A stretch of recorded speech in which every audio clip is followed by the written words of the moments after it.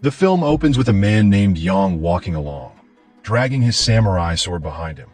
Soon, several masked men emerge from the water, yet Yang shows no trace of fear. Calm and collected, he swiftly takes down each enemy in a flash. His foes fall without a chance to counter, until Yang finally faces the grand master swordsman of their group. Without a word, they engage in a fierce duel, and Yang emerges victorious. With the master defeated, Yang claims the title of the world's top swordsman. Yang then opens a small box containing a baby girl. This child is a descendant of his enemies, a clan that has been feuding with his own for 500 years. To end the rivalry, Yang is tasked with eliminating every last member of his enemy's lineage. With sword in hand, Yang is prepared to complete his mission, but the baby's sweet smile unexpectedly softens his heart, breaking through his hardened exterior. Choosing compassion over duty, Yang decides to spare the infant and take her with him on his journey. As Yang flees with the baby, his own clan, known as the Sad Flute, a feared assassin group from the east, begins pursuing him. To protect the child, Yang is forced to kill members of his own clan. The pair eventually stop at a small eatery to satisfy their hunger. Soon, an elderly woman, the shop owner, approaches, but Yang instinctively stabs her with the chopsticks in his hand, sensing a hidden threat. As it turns out, the woman is also after the baby's life. After finishing his meal, Yang burns down the shop and leaves with the child in his arms.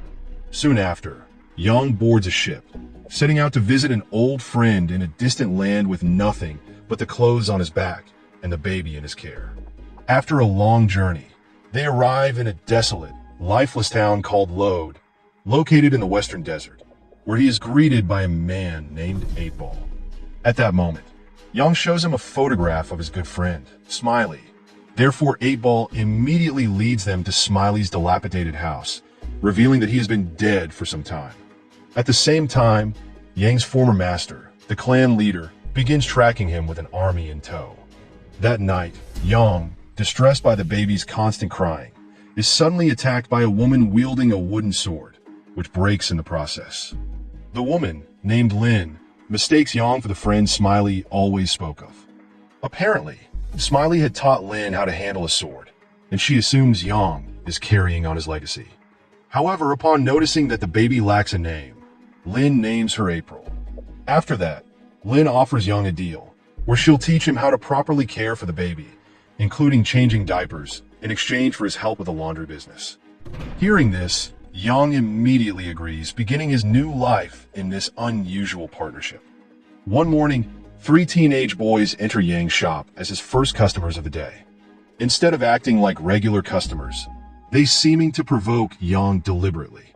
Yang remains calm, but the situation escalates. Fortunately, 8-Ball arrives just in time. Without hesitation, he steps in, swiftly grabbing each teenage boy in a painful hold, forcing them to retreat in agony.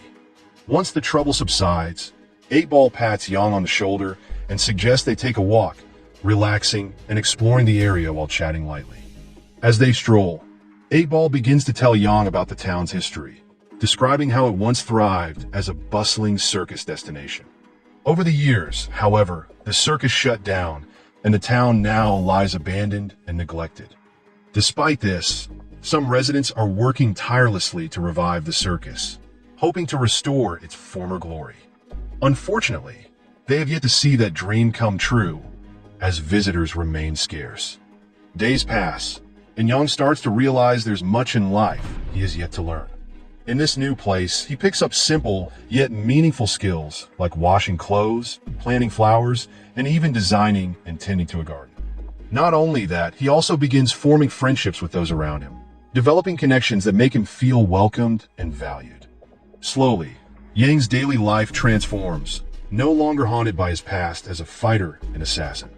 He lives his days peacefully, savoring a sense of simplicity and calm he never imagined could be part of his life. One day, Yang notices Lin visiting a grave and placing flowers on it. Curious, he asks 8-Ball about it, and he shares Lin's tragic story. Years ago, before the town fell to ruin, a band of outlaws invaded, seizing control. During this time, Lin was captured and handed over to serve their leader's twisted desires. However, she managed to escape, throwing hot oil on his face in a desperate bid for freedom. Furious, the man shot at her, and she fell. Unexpectedly, Lin's father rushed to help, only to be shot in the chest and killed instantly. Her mother and baby sister met the same fate, dying right before her eyes, while Lin survived. From that day on, Lin was consumed by a burning desire for revenge. She practiced throwing knives tirelessly, determined to avenge her family one day. Moved by her story, Yang decides to teach Lin how to throw a knife with precision. He blindfolds her and stands in front of the target, guiding her to trust her instincts and focus. At first, Lin hesitates, but with Yang's encouragement, she manages to throw the knife with her eyes closed, hitting the target without harming Yang. Inspired by his courage, Lin grows more curious about Yang, testing him further by throwing a stone at April from behind. Yang reacts instantly, catching the stone midair, leaving April safe from Lin's action. That night, Lin, still intrigued by Yang, asks why he's called the Sad Flute. With a cold tone, Yang explains that the name comes from the haunting, flute-like sound that arises when they sever a neck. Lin then gives him a necklace, a keepsake from her mother, and in return, Yang presents her with a pair of swords.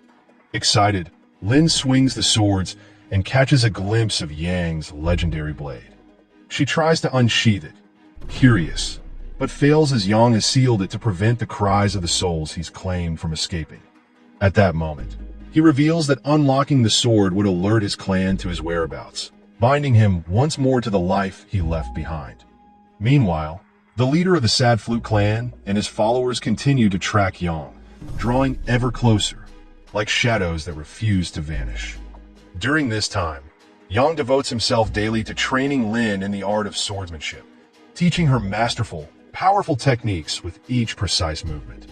Night after night, they practice intensely under a star-filled sky, the training sessions bringing them closer with each passing day. One evening, in the midst of their sword practice, Lin suddenly steps forward and, without a word, kisses Yang. Startled and inexperienced in matters of love, Yang stands frozen, captivated by the surprising yet thrilling moment.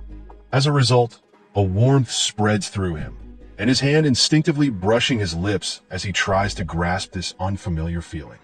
Not long after, a group of outlaw cowboys returns to town, apparently in search of Lin.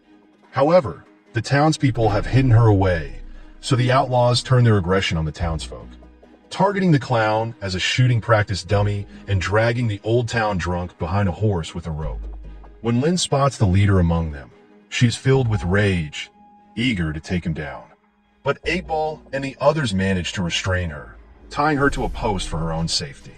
Sensing the danger, Yang also confiscates the sword he had given Lin. Yet Lin has a clever trick up her sleeve. She has hidden a knife in her boot. Using it, she manages to break free. The ruthless outlaw leader then continues his hunt for a new victim, seeking women with his strange preference for perfect, clean teeth. Moments after, he finds a suitable target, but as her husband begs for mercy, the leader mercilessly shoots them both, leaving them dead on the spot. As their 2 teenage daughters run to their fallen parents, the leader's men seize the girls, intending to exploit them as well. During this time, Lin suddenly appears in a striking red dress, offering herself as a willing distraction for the outlaw leader. Disguised as a temptress, she plans to kill him and exact her revenge. Meanwhile, the townsfolk, realizing that Lin has escaped, rush to Yang's laundry shop. Knowing Lin must be seeking revenge, Yang reluctantly unlocks his legendary sword. The moment he does, the cries of those claimed by the blade echo through the night, drawing the attention of the Sad Flute leader, who immediately rallies his forces. Returning to Lin, she stands ready to confront the outlaw leader. However, her plan falters when he recognizes her distinct scent, realizing her true intentions. As a result, Lin is held at gunpoint, but Yang suddenly appears, cutting down the outlaws with ruthless strike. As the outlaw leader tries to flee, Lin hurls a knife at him, catching him just as he attempts his escape. But as his mask falls, it's revealed he is merely a decoy. The real leader has managed to slip away, disappearing from the town once again. Realizing his presence might bring greater danger, Young decides to leave the desolate town. However, 8-Ball and the townsfolk stand in his way, explaining that the outlaws will inevitably return, enraged by Lin's actions. However, tired from years of oppression, the townspeople have decided to fight back. Hearing their resolve, Young chooses to stay and help. Together, they dig a hidden grave, revealing hidden weapons, bullets, and explosives. Surprisingly, the town drunk, Ron, who had been humiliated by being dragged behind a horse, is actually a retired sharpshooter. That night, the two former killers sit in the ruins of a garden, sharing stories under the night sky. Ron recounts how he once lived as a criminal until a woman changed his path, inspiring him to leave his dark past behind.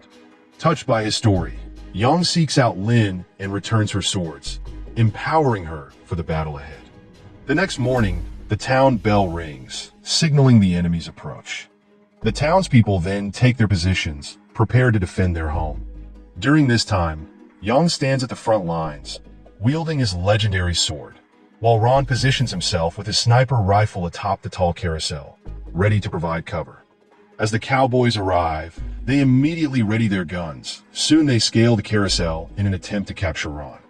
With quick thinking, Ron makes a daring escape and detonates the carousel, turning it into a grave for the cowboys trapped inside.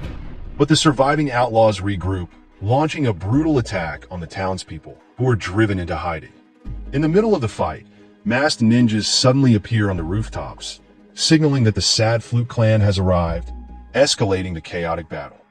During this time, Young confronts members of his own clan, cutting them down skillfully and swiftly, showing the mastery that once made him a feared assassin. As Young and Lin flee toward the laundry shop, they're relentlessly pursued by ninjas.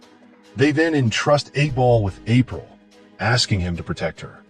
However, 8-Ball is soon killed, and April is captured by the outlaw leader.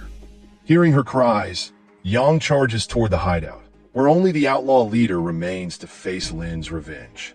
However, his fight is far from over, as Young still has to fight the leader of the Sad Flute clan, his former master. The man, considering Young a traitor, immediately challenges him to a duel. During an intense duel, Young faces his master in a silent. While the duel itself remains unseen, the outcome is clear as Young stands victorious. Soon after, his master defeated with a single, fateful strike to the neck. With the battle concluded, Young bids farewell to Lin and the remaining townsfolk.